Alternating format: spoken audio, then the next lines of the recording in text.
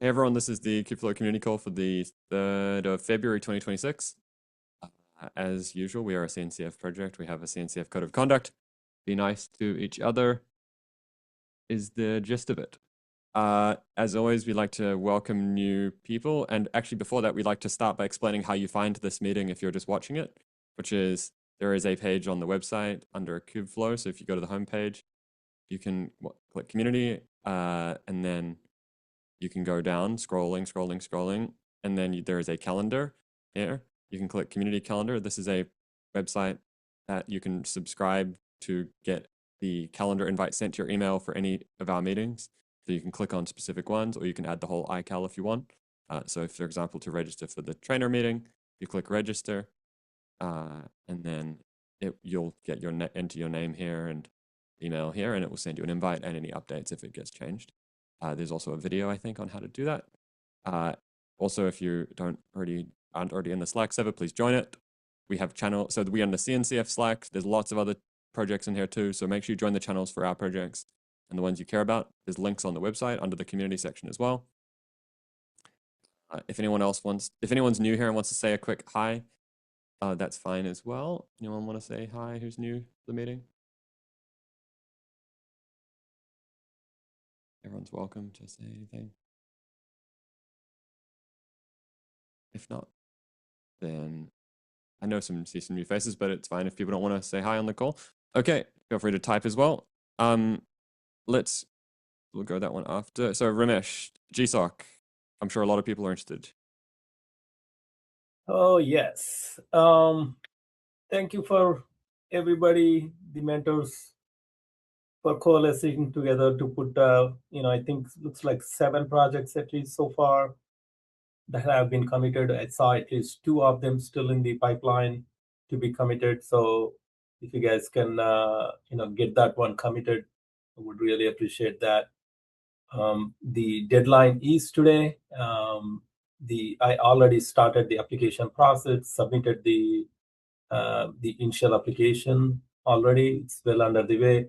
But the way I have seen before is at the end of after, they will take a look at all the project proposals that are out there in terms of the number, in terms of the number of mentors we are saying that we are saying that we can support from the Kubeflow organization perspective, then the allocations will come through. So right now, my main focus is to have us put in as many proposals as possible out there. So if you have not started already, maybe a little too late, but may not be out of the picture. If you can get it in at least a rough draft, it doesn't need to be very, very finished product just yet. In next couple of days we can get it there. But if you still have a some kind of an idea, just put a little template in there, just a basic idea. We can walk through that in next couple of days. I will, once the projects are in there, org is accepted, then I will definitely, obviously, inviting all the mentors who are already listed on the projects. But if anybody else want to be a mentor, reach out to me and see which projects you can contribute to. Then I can and have a conversation with the primary mentor on that before you reaching out to me. But that only happens when I will only send the mentor applications only after the organization is accepted. So just hang on a little tight for few more days. I think 19th or something is when they will announce which organization got accepted. I have no doubt that we might not get accepted or anything. We will definitely get accepted. I'm hoping for that. But the number of allocations is definitely still, that's a wild card. We need to. Yeah, I'll keep giving the more suggestions for the mentors in terms of how we should attract the students and what we need to do in coming weeks. But right now, yeah, my focus is still on the application side of it. If there are any questions for anybody who, hey, how can I submit a proposal, all those things, please let me know. I think there are many folks here who have submitted proposals. We all can help you. Cool. So for people who are students, technically they haven't opened yet the applications. Let me should probably put the link somewhere. But yeah, so here's the direct link. So technically it's March that they can apply, or if we get accepted, obviously. Yes, just make sure Right. people know that. But you're welcome to be in the community until that point as well. Hey, hello, Rakesh. Yeah, Ramesh. So this is regarding the slots. I think, as you told, we have submitted the application 19th Feb. We will be getting the announcement. Can you please confirm regarding the number of slots? Will it be announced on 19th or when actually the contributor period submits their proposal? Yeah, slots will not be announced on February 19th. Right, On that's what. 19th, we will only know that Kubeflow as an organization got accepted into GSOC program. Then, Right. based on the number of proposals and the number of mentors available for each organization, they go through some kind of a math and number of students who are showing interest to, right? If we see that for a project from our organization got 50 different students applied for it, they see the popularity of that, where students want, so they kind of allocate. And last 2 years consistently we got minimum of 10. I think first year we even got 11, or even both years we got 11. I forgot the exact number, but Yeah. At least we got 10 students at a minimum. So that's a good sign. If there are more projects, the one thing I have noticed is they will never allocate more than one student to a given project. So if you have a bigger project, break it Yeah. down into two and have it separate, and so that we can solicit two students in there. No, otherwise, it's going to be again pushed to the next year, right? So no multiple students on a single project one. So that's that. And yeah, that answer your question. I wouldn't know now, because only after student submissions I would know how many allocations we get. Right. Yeah, just want to confirm that. Yeah, I think last 2 years we have been very consistent. I think last year it was 9, last year it was 11th. I was one of them. Yeah, hopeful to see more people contributing to it. We have got few projects as well. Let's see. Yeah, thanks. Yeah. There's one slight concern I do have, is that I see some projects kind of snuck in one PR. I mean, I'm not saying that all the projects that snuck in there are bad, but I'm just saying, like, I'm a little bit concerned about this PR that was merged with 3 projects that affect many different components. Like, for example, was this one approved by the pipelines people? It seems like this PR was only approved by Julius. I don't know. Yeah, we should probably just let's make sure that, because I know that this one was approved by Julius, I guess, but I'm trying to figure out if also some of these only have one mentor. Are we okay with that, Ramesh? Yeah, absolutely. One mentor is enough. At least we should have at least one mentor. That's a minimum. You can have you can have 2 or 3 mentors. That's completely okay. Which is, actually it's probably even preferred, in my opinion, to for the students. But Yeah, having a backup is really important usually. yeah, having a backup is definitely, as one of you guys worked through in last couple of years, it can get a little bit of a involved task to direct the student on a weekly basis or a daily basis, right? So having somebody when in your absence, or just to cover when you are not available, would be very good. So aside from just reviewing the ones that were merged. What's our next steps here? Is it just so you've made the application, Ramesh? Yes, I submitted the initial application, but the very first thing they will be looking at is the number of proposals we have, so that they have a good idea of hey, we got 10 or 15 proposals here. That's the number of, in my opinion, number of proposals equals to closely to how many folks we might get, especially under 10, right? If you only have 5, don't think that we will get 10 people in there. So we will not get more than 5. So I'm trying to see at least we get up to the same levels as previous years. So I think I saw up to 7, I thought, but I may be wrong. If we have more, that would be great. 6 to 10, we jumped. 10, 11. Yeah, there were a couple more in the pipeline. I saw this just before. Looks like there's 12 on there. Oh, actually, the numbering is just wrong. Okay, yeah. Okay. Numbering, yeah. 7, 8 is 9 is missing. We don't know how to count.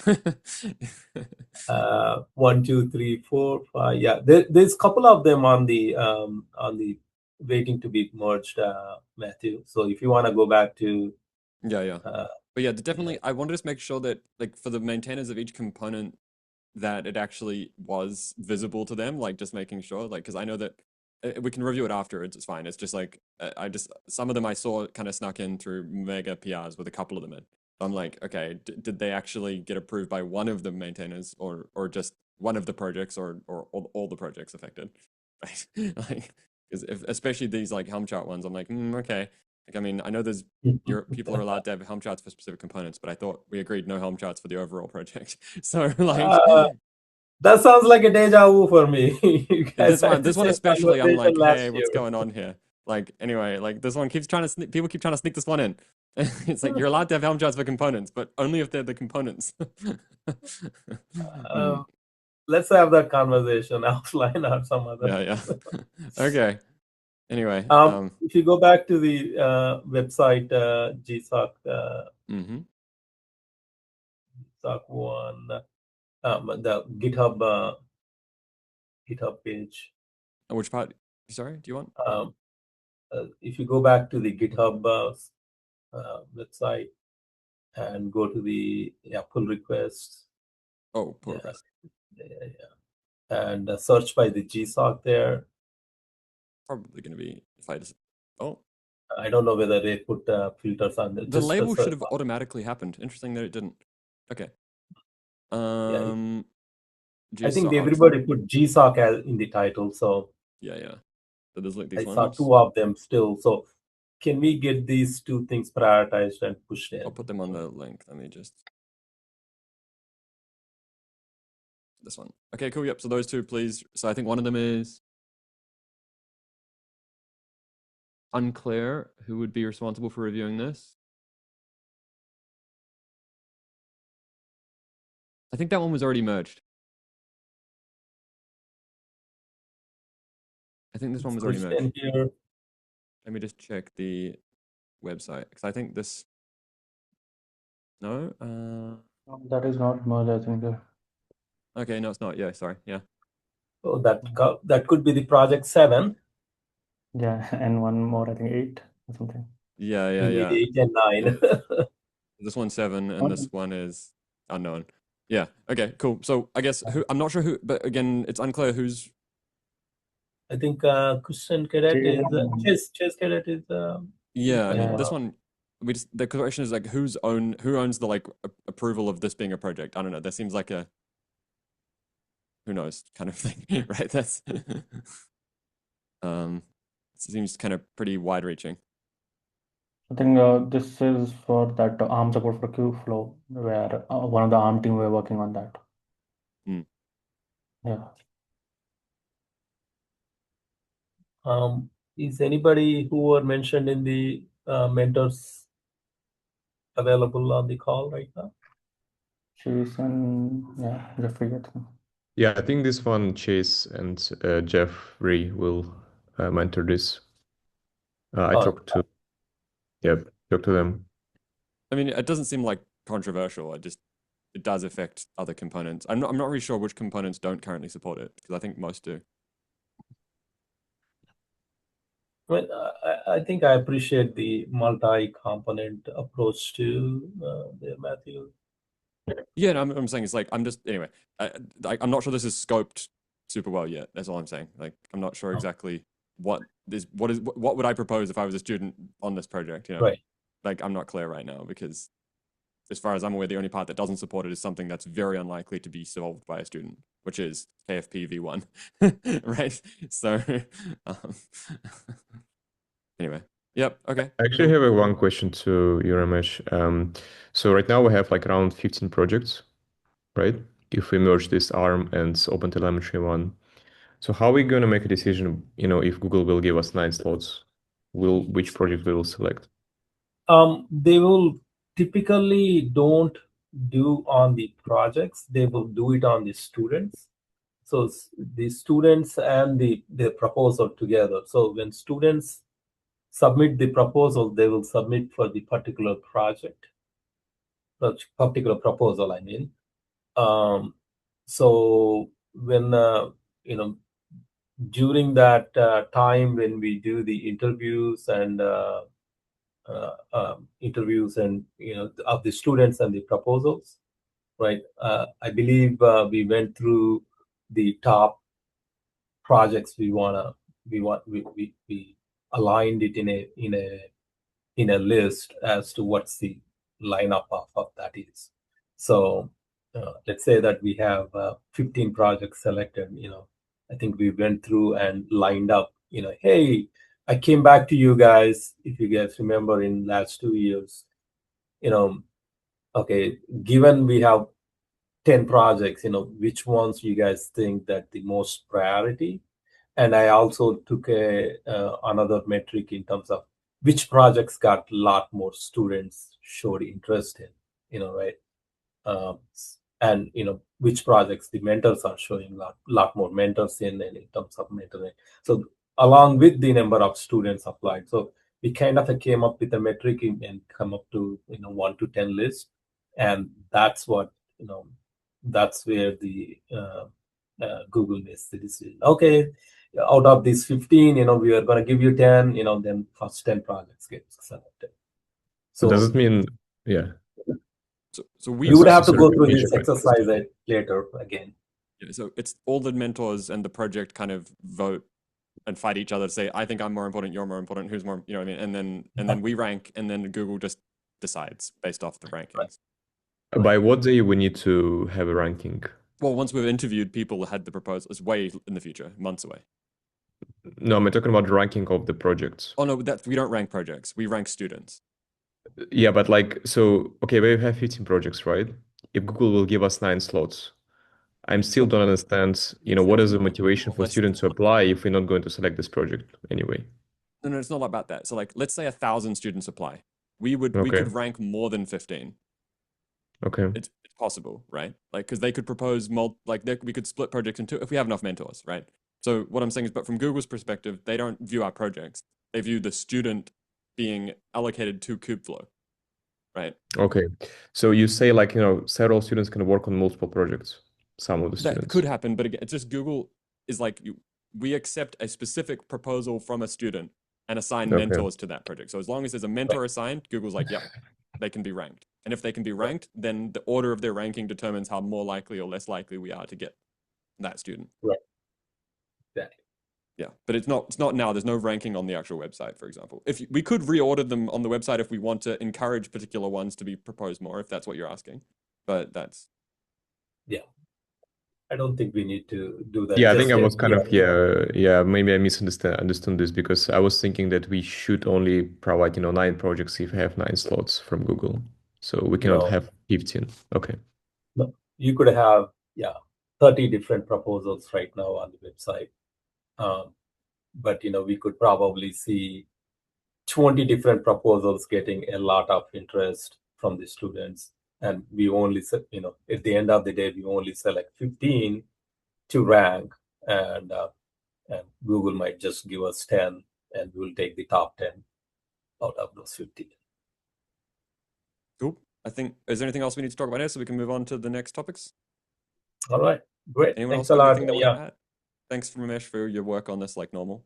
You're amazing. yeah. I mean, just get those 2 projects in, guys, and we should be good. I think we Yep. got enough projects. Looks like, at least good enough. Anyone else got anything they want to add? If not, Andre, I saw you guys publish a new website. I just wanted to call it out on the call. Is that cool? Yes, yes. I think we want to talk about this. Yes, so we recently created this new website for Kubeflow SDK. I think this is great. Again, this is our first step to actually, have more visibility on this project moving forward. We do have I added the domain under kubeflow.org in the SDK. So I guess I think this is like initial version. We're working on this to make it more, accurate for especially data scientists. I guess like the question we should answer, we do have docs for China and the kubeflow.org. We also do have docs here. How all those things will play together, we should probably talk about at some point. But again, like thanks so much, Anya, for driving this. She was like responsible for this website initial version, and we really need to have more support from other contributors to improve the documentation on this website. Our goal again for Kubeflow SDK to provide consistent ML experience across all the Kubeflow projects. We already support trainer optimization jobs, model registry. We also have a pending PR for Spark Connect and Feast. Thanks for this. I think we're also working on KFP integration with Kubeflow SDK. So finally, like users can see value for all the tools we're building around, AI lifecycle. So I guess this is going well. Definitely like there are a lot of other kind of problems we should solve in the SDK side. But I think it's a good step, to move forward. I guess question, Andre. Yep. So we already have one example of something like this on the pipelines where Yep. there's an external website for the SDKs of the pipelines. We could even if we only have an introduction on the website, I think it is worth having it and a link on the sidebar as well. You know what I mean? Like just so that Yeah, there's I like would. Yeah, I think there's links initially, to the yeah. other one. So what I proposed initially in the Kubeflow project, we have a Kubeflow SDK section, which will just redirect to this website, Well, similar to KServe. my hope is that we at least have one page, like an overview, and then underneath that be a link, to the other website. Yeah, if you go to Kubeflow KServe, for example, right? Well, it's under add-ons. No, it's under projects, right? Kubeflow KServe. There it is. Yeah, it has Like this, that's what I'm introduction. saying, right? Yeah, that's like this. Yeah, if we want, Like an introduction, because this website yeah. has massive SEO. Yeah. Like again, for me, and this is like up to the debate. Kubeflow.org is a gateway to our ecosystem, right? But it doesn't mean that projects should brand themselves individually. And again, I think as I mentioned last week and the week after last week, before last week, I still think there is a value for individual website for the projects. No, I'm not The saying not that. Kubeflow.org should be just a gateway. But I'm saying to be an effective gateway, I think it needs at least an overview / introduction short paragraph and then a link as well. Yep. That's all I'm saying. Yeah. Yeah. I would love other working groups to also speak up and think on this. I think also the good point around SDK, we did have a domain. So if you go to the website, we did add the sdk.kubeflow.org. So similar to this, we can have another domain for other projects like, pipelines, model registry, trainer, notebooks, right? I'm just trying to, yeah. Mhm. Moving pipelines is one to a kubeflow.org makes sense as well. Yeah. Yeah, like what I want to say from KFP team, what I heard, they also want to have individual website. They don't want to maintain docs in 2 different places, like in the Kubeflow/website and the Kubeflow/pipelines. And they want to have individual website. Sure. But all I'm saying yeah. is if we Go. do that either way, we first have to move these docs. Yes, that's right. What I'm saying is we should still have an introduction to each component on the Kubeflow website. That's all I'm saying. Like what is this component, basically. Yeah, Akash, you have hands up. Go ahead. Yeah. I mean, the image around it, I think Matthew also told, like the main website has massive SEO, sorry, not SEO. So at least some introduction or some link to that would be better, I feel. At least one para or one like basic architecture, and then we'll redirect to how Kserve is redirected. Because the main website is, at least from my experience, the first website that anyone visits. And specifically for pipelines, do they intend to still keep their SDK separately versioned?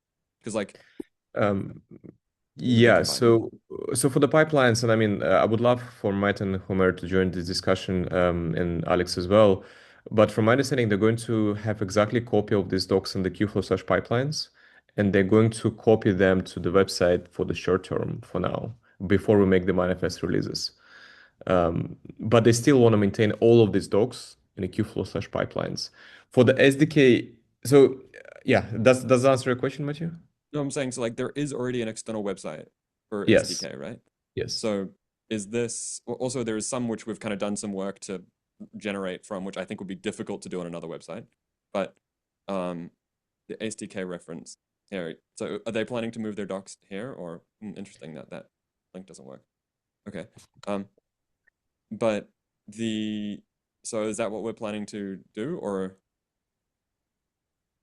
Yeah, we need pipelines team to speak up. I remember like they've done some changes in the docs recently.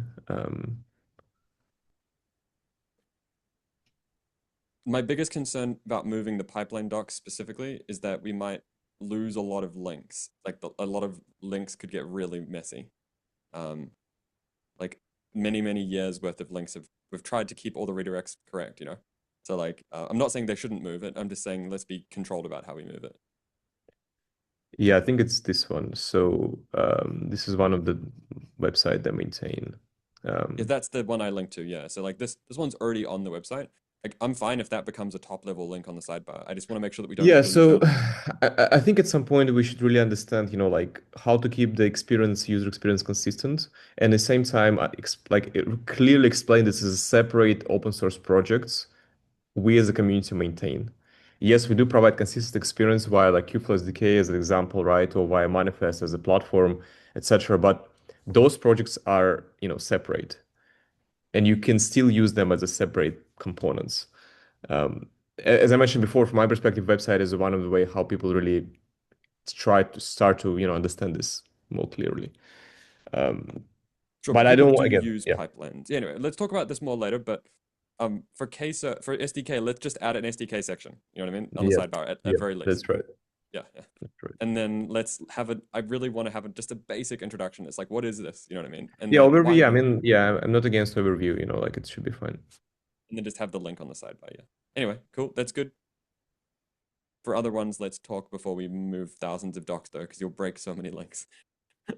Maybe any other thoughts from other working group, perspective? Do we, have some folks from other registry, like? I think that thank you, Andre. I think that we discussed about it in previous community call. I can definitely report it back into the working group meetings. The overall idea is that we are already using actually the kubeflow.org website as sort of like the key points, but then indeed we have also links to more specific instruction likes, or for example, how to install the manifest independently, or for example, the Python client, and we know about this one. So this we go into detail about all the specific flow that, for example, are not matched in the SDK. So I think that we're already doing actually what Matthew is proposing. Is like we are using this one as an entry gateway, and then people can reach out to more technical information that goes, for example, in the read docs or in the GitHub repo. So do you think also having stuff like getting started is a good idea as well as even though, you know what I mean? Probably. yeah, it's like arguably maybe sort of like I can it's sort of like instead of maintaining twice this page, maybe we can fold this one in the repo, but I see it more as a detail. What I wanted to highlight is actually I think that we're already doing what you tools have been already discussing, like using the Kubeflow.org website as sort of like the gateway, and then people from there can reach out for more specific information like APIs, specific technical clients, and so on. Yeah, I think so. The question, I mean, the very important question probably is, we do have Kubeflow SDK, right? Like as the main Python gateway for all those, like experiences. And we also do have a bunch of docs for platform admins. So do we want to separate them? And, the things become trickier because then, how you would separate them, right?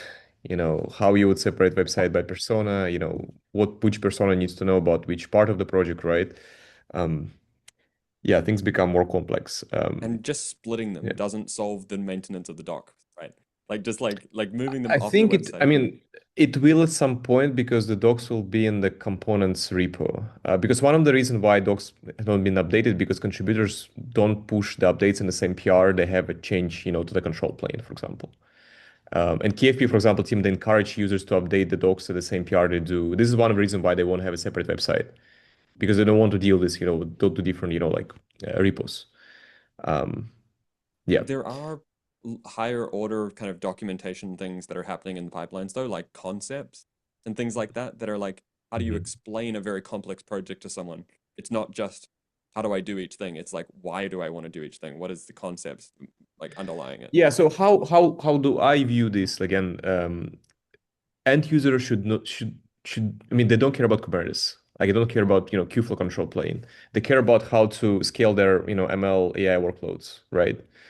So from my perspective, having separation between those users might be important if we really want to productionize, like Kubeflow SDK, we want to productionize control plane, um, and explaining like what actually users want. Maybe it's a good thing to to talk about. Um, because for example, like myself as a as a person who want to scale PyTorch, I don't really care how like what orchestration layer you're using underneath, right? Um, I only care how you translate my PyTorch API to to run this at scale or run this more efficiently on GB200, etc. So But someone um, like I think we should talk about it more, yeah, but like okay, for parts of Kubeflow that are really complex, we do need a higher order documentation in addition to specific docs. That's all I'm trying to say.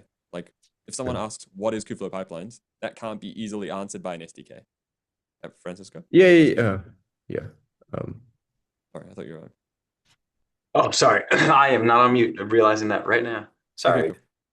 Maybe it's a question to you, Francisco, because you maintain Feast, right? Like, in Feast, do you What really separate personas in your doc somehow? Like, we actually do here. I can even share and I spent a lot of time thinking about this. It's kind of hard, candidly.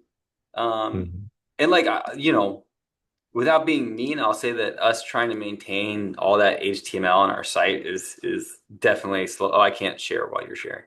Um, Sure, just link me Definitely in it. slows us down. One of the things that I really like is actually, can I share for a second? Actually. Just link me the website if you can. Okay, that was fine. Just docs.feast.dev, yeah. Um, that's like the first thing you see is here. That's how we talk about personas.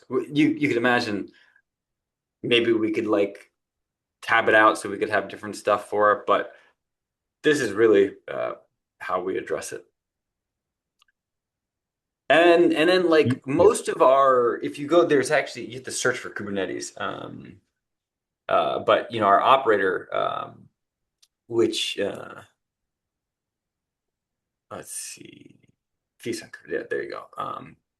Most of it is here. So most of our documentation is actually geared towards MLEs and data scientists. And it tends to be quite good for getting adoption because what you document tends to be who you gauge. I think in Kubeflow, we do a lot on Kubernetes. And I think we don't do as much on the end user. I Yeah. think, yeah, one of the main differences were kind of different projects, right? Because Feast was Yeah. starting from, from MLE in mind, right? From data science Yeah. persona in mind. So it wasn't really designed as a first class citizen on Cube initially, right? And Yeah. then we Yeah. used, No, that's yeah, for we sure did, true. yeah. For sure. We did have this Which Feast operator, which, yeah, good. like in my like even if I look at like VLLM and LLMD as an example, VLM is obviously super popular, right? And where I think that they're successful is VLM is kind of this very Python native project, and people can deploy it however they kind of choose to, Yep. and it's really really optimized. And then LLMD is how you can scale this on Kubernetes, and so they're complementary to each other. Um, but LLMD is just by virtue of that smaller in total volume, like downloads as an example. Yeah.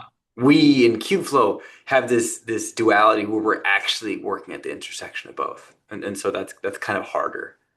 I kind of, yeah, yeah, yeah. I mean, I think I mean, from my understanding, docs from LLMD might be really hard to, to read as a person who actually understands, how inference pipeline works. I'm talking about, like that's, the data science, ML engineer persona, right? who don't really understand Kubernetes and all those concepts of auto scaling, etc. But VLM is more focused on like on actual like how to do inference, right, on the on the ML orchestration side. Well, I think, I mean, from my perspective, Kubeflow can address the problem of scale, all those workloads, right? And we not necessarily need to explain to MLEs what we do underneath to scale them, like what kind of technologies we use, right?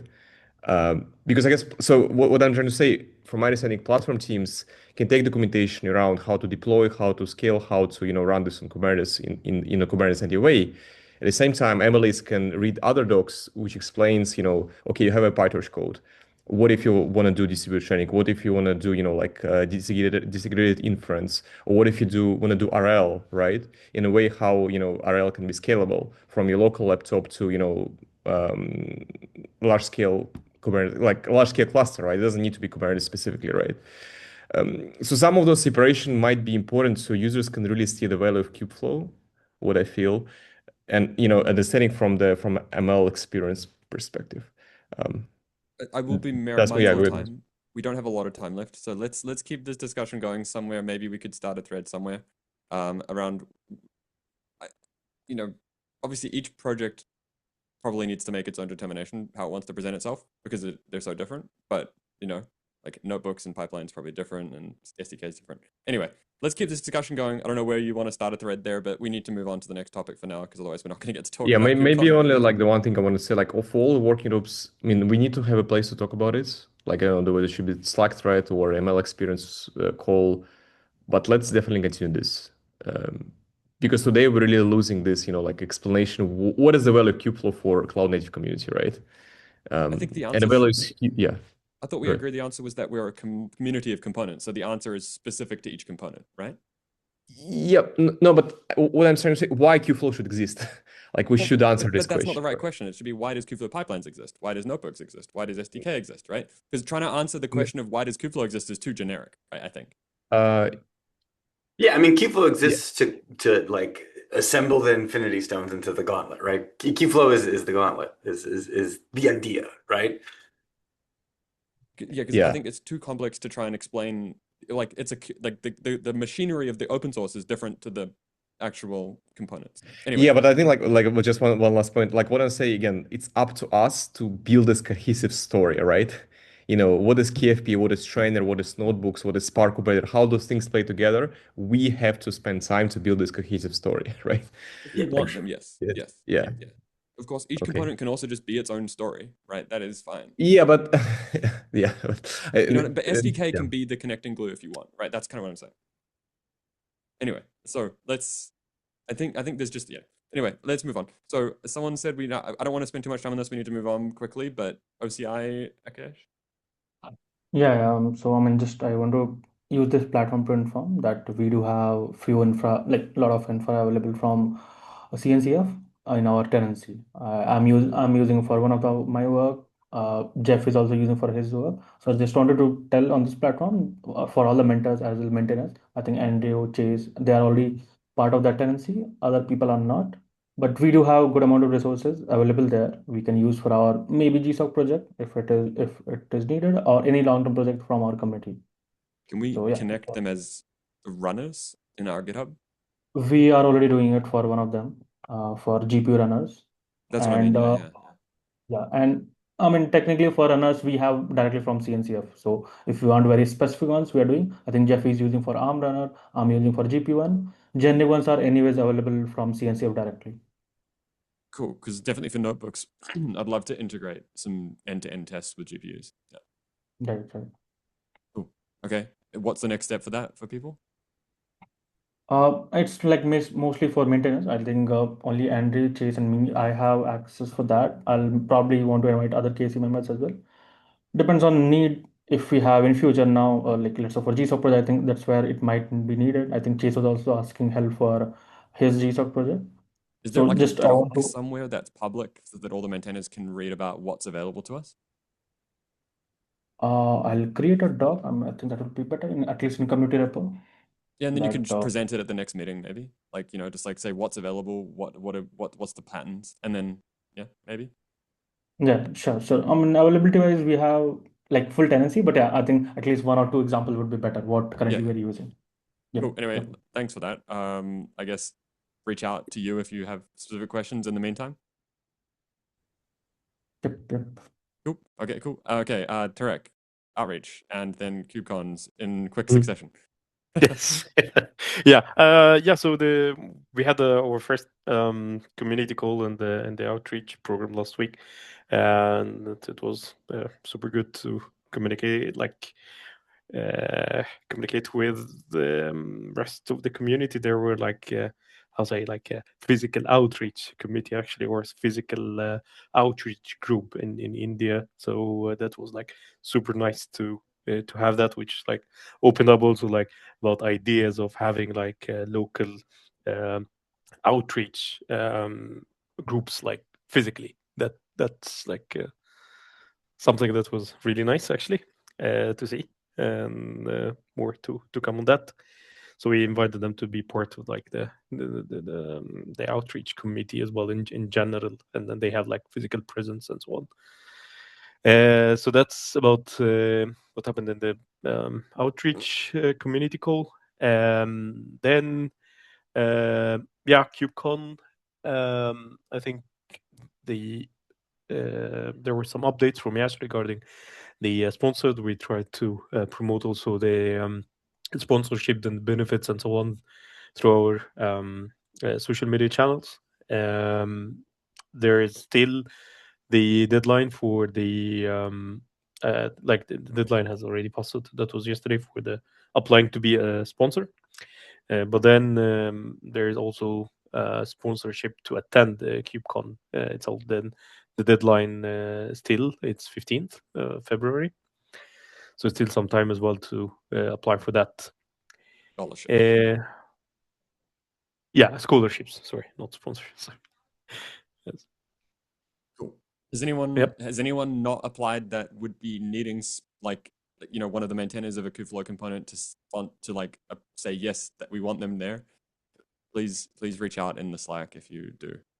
If you haven't found, like if you're sitting there going I want to attend but I can't afford it or something, please reach out to the maintainer of the components that you're doing, and if you don't get a response, reach out to me and I'll ping them. I want people to attend if they can. Yes. Yeah, regarding the booth, we still haven't got update about that, so we are still in the waiting list. So that's all for KubeCon EU. Maybe Kash, you would like to have some update for KubeCon India? I'll quickly wrap it up. Yeah, so for like CFP, generic CFP got closed on like I think 1st of Feb. We have maintainer summit that we are planning to summit. I think deadline is 3rd of March. So I'm writing a draft. So that's about it. One thing regarding what Tariq was sharing, we have basically an event in Pune, which is very close to Mumbai, on 14th of Feb. So I was talking to Yash from Outreach Committee and a few more other people from there. Since they it is the same team which is planning to have a what do you say community group for Qflow. So there are a lot of talks related to Qflow. I saw, maybe I'll share the link as well. So, and one more major thing is that venue is very close to the KubeCon Mumbai. So basically, I at least expect a lot of overlapping audience there. So at least even I wanted to have few surveys or few at least things which we can ask the committee members or contributor, what do you like, or a few survey kind of thing. So that will kind of serve as some data point when we actually submit or have a booth in Mumbai. So yeah, just want to So share what's that next as well. steps for us to do here? Anything publicly? No, I think me and S were already doing one of the maintainer. He agreed. They are planning to. Yes is attending that event. I'm not sure I'll be attending. If yes, we're having a not booth as such, but like at least a table kind of thing where we'll have Qflow and how get people to know about Qflow and other things. So yeah, that's like there is nothing else that now we have to do, but it's something that I want to share it here that we are planning to have something like this for Pune event, which is like almost a lot of overlapping audience with KubeCon Mumbai. Obviously, KubeCon will be bigger event. Yeah. Cool. Thank you. Okay, Tarek, virtual event quickly. and then we've got 5 minutes to talk about the release, which is not enough Yes. time. But yes. Yes, yeah. So we also had last week the meeting with CNCF. So where they come up with more details. So in this document, there is all the details about the virtual events. There is some like the upcoming deadline for deciding on the actual date. So the suggested date so far in the beginning. It's Wednesdays in August. So it's 12th, 19th, or 26th. So we need to confirm the date and also like the description and the topics for the virtual event. It's also mentioned there. It's what we actually submitted. So they would like also to confirm that. So yeah, these are the topics so far. What's the next steps for us to do here? Yeah, so by 20th of February, we need to confirm the date, and we also need to confirm the program committee. So if you would like to be part of the program committee for the virtual event, please reach out so that we can have you there. So it's just reviewing the proposals, which is like that we would like to have as part of the virtual event. Okay. So have we got a plan to get who's going to finalize the date and Yep. Yes. So David from Red Hat and me will be chairing the virtual event. So we will discuss maybe also in Kubeflow outreach regarding that. So I'll like send this details there as well, so we can get more opinion from community. But then yeah, we will need to finalize this by 20th. So I'll start the thread and we can continue the discussion there. Cool. But the important thing, yeah, the program committee, if you would like to be part of that, please reach out so that we can add you there. Okay, cool. So people reach out on Slack to you? Yeah, sure. Or in the outreach as well in the channel. There's one more event as well. I think this is like the open source summit in Minneapolis, which also open for CFPs. That is by 8th. So there is a Slack thread there in the Kubeflow outreach from one of the maintainers or the organizer for the event. So you can check that as well if someone is interested. So yep. Let's quickly move on to the release stuff. We'll probably end up going release, 5 minutes over. Yes. But so 2 minutes. the main one I want to follow up on is from last week. Did we identify the proposed dates for the 2603 stuff? Yes. So the release handbook update has been merged. So now like you still have also like it would be other iterations if needed. So feel free to add comments there. Also, there is another pull request for the creation of the or like the assembly of the release team and the proposed timeline. So it's this it's under the release updates. This one? Where's the delay? Sorry. Yeah, this is on the merge. There is one above it for the proposed timeline. And yes. Okay, cool. Because this helps all the components decide what's happening. So yes. Yeah. So this is like also the proposed like timeline so far based on like what I gathered as much as possible information for like the KubeCon that would be like our main target that we need to release before that. So and try to adhere to the release handbook as much as possible. So the RC1 is like estimated maybe to be like late February or early in March. Yeah. And then there are also like a couple of weeks, like two weeks for getting feedback from the distribution owners and also like the community to like see if there are any major blockers and so on. If we don't have any blockers for RC1, then we will release in the 16th of March. But then if there are any major blockers that have been raised, then we will do another iteration, and then the deadline is 23rd, or like the weekend before.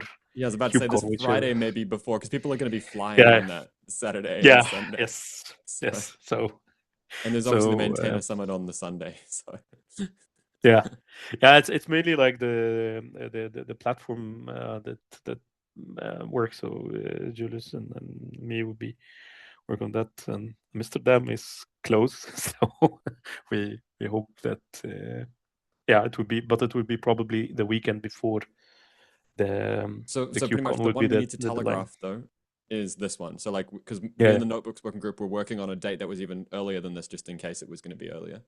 But Okay. like, so what this means is that everyone needs to have cut their internal component releases before this date, so that and then synced their manifests or prepared to, because in case of Notebooks and Dashboard, the syncing is going to have to change as well because there's now new repos. So yeah. Okay. But in the case of other repos, it won't. But I'm just saying. So yeah, because we now have multiple branch. Anyway, we can talk about that later. But so March 2nd, is that definitely the date we're proposing? So for the first release candidate, which is in how many weeks? How can you tell me how long that is? How that is? This is like 4 weeks. We have from today 1, 2, 3, 4 weeks, right? Should we try and cut one a little bit earlier than that as like an RC's one first? Because we can cut 2 RCs quickly, right? Or yeah, I mean, we like, so we can also like cut like 1 week before that if like all the this is just a proposal, right? Yeah. Like we could intend to have 2, right? Maybe that my only request is maybe that we just do one the week before and just see what's ready, and then because we might find problems or something, right? Yeah, so like the liaisons will take this into like the working groups. So if there is, for example, a working group that is already ready before that, we will do also the sync in the manifest. So no problem. Yes. So then maybe my only request for you then is, okay, since this is happening right now, let's put at the top of every meeting up until that date a kind of just after the introductions, but before this other stuff, a kind of a tracker for each component and what's going to be landing in, whether we think they're on track to hit that date. You know what I mean? Like, so, yeah, because that's a hard date. We're not going to be able to deadline it because we've agreed that we're going to do it for KubeCon, right? So, I think we need to just see. Let's have like a basic table which says like each component, and we can try and convince one of the leads of each component to come to this meeting and just say yes, no, or maybe they can just put their update in the doc before the meeting if they're not available. Like, or you could do that. Maybe, I don't know. I created a project in GitHub. Do that as well, but I'm just saying, like, let's every week really be hammering it. You know what I mean? And then, so because this is only a couple weeks away. So if we're starting right today, say we merge this today, is that what you need next step? So what's the next step here? Yes. So we probably need to merge the pull request for the release team and like get some feedback or comments regarding the proposed timeline. And then we have like asynchronous calls like or asynchronous channel with the liaisons. So for all the liaisons, please like attend the community call this week and the upcoming weeks, so that we can gather like what are the deliverables that can be delivered like by that date, like end of this month maybe. So let's keep track of which of the liaisons have fed back information about what will be ready by that day. Like I want, like if I was you, what I would want, you can do however you want really, but what I would want would be, I would want as soon as possible a list of the things that are going to be delivered by each working group by that date. Like what, even if it's because for Notebooks it's quite complex, but for other projects it should just be, hey, it's this version of the app. But yes, yeah, that's what I like tried to do in the in this project, or so that we have it Sure. like linked also to the actual pull requests and so on. So this private one you're saying? Yes. Okay. I won't open it on the doc then. But okay, cool. But anyway, but I just want a public one as well, right? That's what I'm saying. But doesn't need to be like this. I'm just saying, like, I just want to make sure that we're on track to hit that target. Yes. Okay, cool. Any other things that need to be talked about? I know there was a quick thing about 111. We don't really have any time to talk about it, but what's happening here? Yeah, it's mainly like we need to finalize the videos for the working groups. So we need also to reach out to the liaison for 1.11 to make sure that all the working groups have submitted their recording, so that maybe you can work on the video. That's like quite important, and I will follow up with the liaison for 1.11 for that. The blog that so we have the slides ready and created a draft for the blog for 1.11. So I'll create a pull request for it and also wait for some reviews. But I'll say, Matthew, you need these videos like in the upcoming maybe 1 or 2 weeks, right, Matthew? Or Yeah, the agreement in the release meeting was that by the end of the month we would have published by the working groups the videos. For Model Entry we did. We submitted the video for the slide. We submitted the video for the demo. So I remain available to stage 8, but sort of like when the videos are available. But thank you also for the notice about the blog post PR. Okay, cool. I won't keep everyone any longer than necessary. Anyone else got anything super urgent? Because okay, thanks everyone for coming.